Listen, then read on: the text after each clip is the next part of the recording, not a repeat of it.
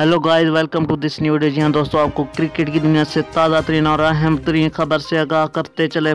India बामुकाबला England का match, जो कि सेमीफाइनल का इंडिया को बेहतरीन शिकस्त से 2-4 होना पड़ा। जी हाँ दोस्तों, दूसरों पर हंसने वाली टीम अब खुद ज़मीन बोस हो चुकी है।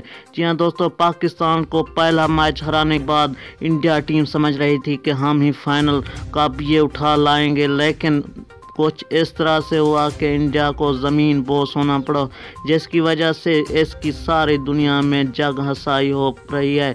जी हाँ दोस्तों, इसके कमेंटेटर हूँ या खुद पॉलिटिक्स और इसके फैंस हूँ, सभी इस टीम पर बहुत ही निराश हैं।